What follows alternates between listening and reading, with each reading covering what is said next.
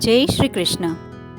મિત્રો, પુરુષોત્તમ માસમાં વ્યતિપાત યોગ 27 મે 2026 એટલે કે બુધવારના રોજ સવારે 3:11 વાગ્યાથી શરૂ થાય છે. શાસ્ત્રો અનુસાર આ દુર્લભ યોગમાં કરવામાં આવતું દાન, જાપ, તપ અને ભક્તિનું અનેક ગણું ફળ પ્રાપ્ત થાય છે. પુરુષોત્તમ માસમાં આવતો વ્યતિપાત ખૂબ જ પવિત્ર અને શક્તિશાળી માનવામાં આવે છે. એવું માનવામાં આવે છે કે આ દિવસે કરેલા સત્કર્મનું ફળ લાખો કે કરોડો ગણું વધારે મળે છે. આ ખાસ દિવસે અન્નદાન, વસ્ત્રદાન કે ગૌશાળામાં દાન કરવાનું વિશેષ મહત્ત્વ શાસ્ત્રોમાં જણાવવામાં આવ્યું છે. વ્યતિપાત યોગ દરમિયાન નવા ધંધાની શરૂઆત, લગ્ન કે ગૃહ પ્રવેશ જેવા શુભ કાર્યો કરવાનું ટાળવું જોઈએ. હવે આપણે જોઈએ વ્યતિપાત વ્રતની વિધિ. વ્યતિપાતના દિવસે પ્રાતઃકાળમાં નદી, તળાવ કે જળાશયમાં વિધિપૂર્વક સ્નાન કરીને પછી ઓમ વ્યતિપાતાય નમઃ એ નામનો 108 વાર જપ કરવો. એ આખો દિવસ ઉપવાસ કરવો. ત્યારબાદ તાંબાના ઘડામાં સાકર ભરીને તેના પર તાંબાનું કોડિયું ઢાંકીને તેમાં સોનાનું પુષ્પકમલ પધરાવવું અને એનું વિધિપૂર્વક પૂજન કરવું. ધૂપ, દીપ અને જુદા જુદા ફળો અને મિષ્ટાનનું નૈવેદ્ય અર્પણ કરવું અને ત્યારબાદ આ પ્રમાણે પ્રાર્થના કરવી: હે વરદાતા વ્યતિપાત દેવ, હું આપને વારંવાર પ્રણામ કરું છું. મેં આપનું વ્રત કરીને યથાશક્તિ ફળ, તાંબૂલ અને દક્ષિણા મૂકી અને વિદ્વાનને કળશ સહિત બધું જ દાન આપવું. આવી રીતે 13 વાર વ્યતિપાતના વ્રતો કરીને 14મા વ્યતિપાતને દિવસે તેનું ઉદ્યાપન કરવું.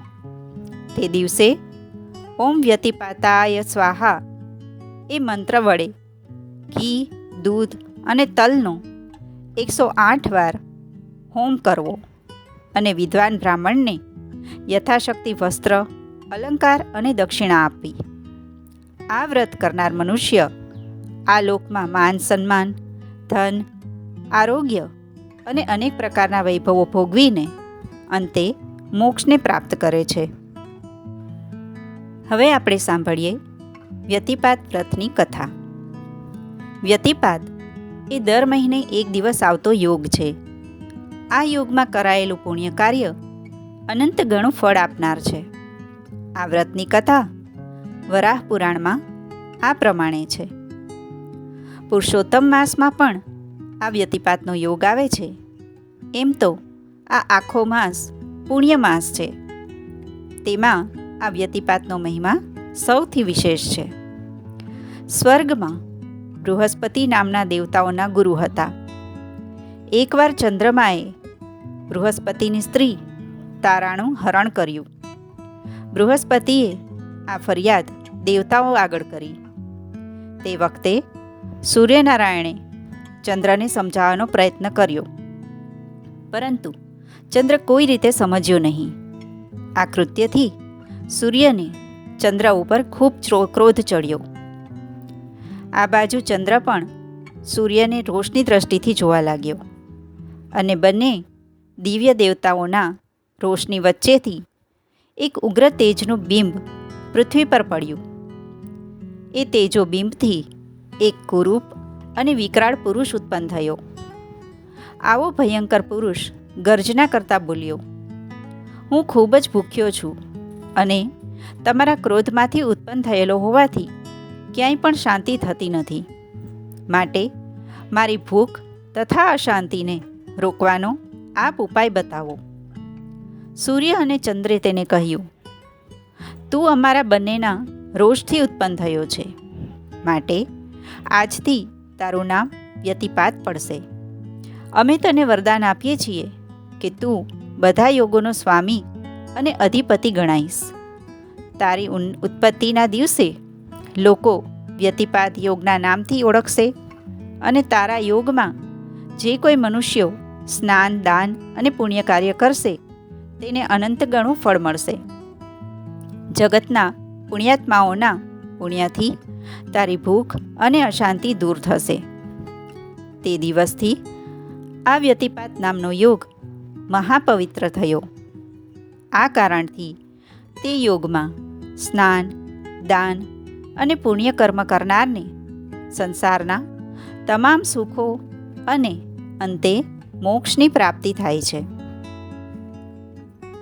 હવે આપણે સાંભળીએ નારદ પુરાણમાં આપેલું વ્યતિપાતની કથા વિશે. પૂર્વે હૈહય નામનો એક રાજા હતો. તેણે ઋષિમુનિઓના કહેવાથી આ વ્યતિપાતનું શ્રદ્ધાપૂર્વક વ્રત કર્યું હતું. એકવાર આ રાજા વનમાં મૃગ્યા રમવા માટે ગયો. ત્યાં ચારે તરફ તૃષ્ણાની આગથી સળગતું એક ભૂંડ તેને જોવામાં આવ્યું. આ ભૂંડને હૈહય રાજાએ પૂછ્યું, ભાઈ, તને આટલું દુઃખ કેમ પડ્યું છે? ભૂંડે જવાબ આપ્યો, હે રાજા, પૂર્વજન્મમાં હું એક શ્રીમંત વાણિયો હતો, પરંતુ મારા પાસે ધન હોવા છતાં મેં કંઈ દાન પુણ્ય કર્યું નહીં. આથી મારી પાસે આવનાર અતિથિ કે અભ્યાગતને પણ મેં નિરાશ કરીને પાછા કાઢ્યા.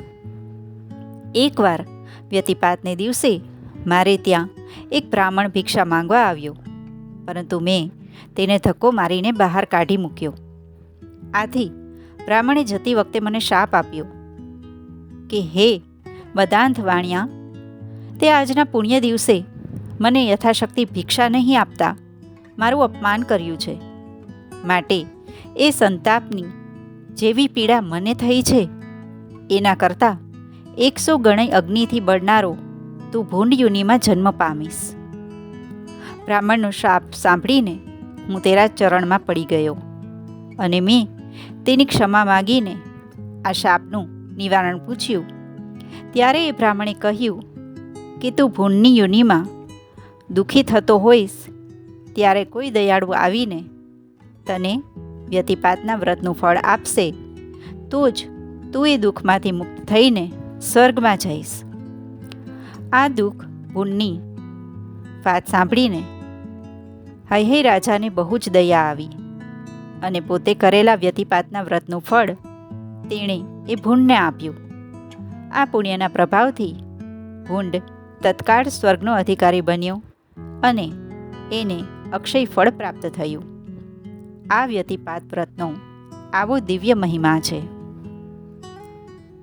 મિત્રો, આપ મારી ચેનલમાં કથા, વાર્તા, ગીતો, ભજન, મંત્રોચ્ચાર આ બધું જ એક જગ્યાએ સાંભળી શકશો. તો કૃપા કરીને મારી ચેનલને જરૂરથી સબસ્ક્રાઈબ કરી લો. જય શ્રી કૃષ્ણ. રાધે રાધે.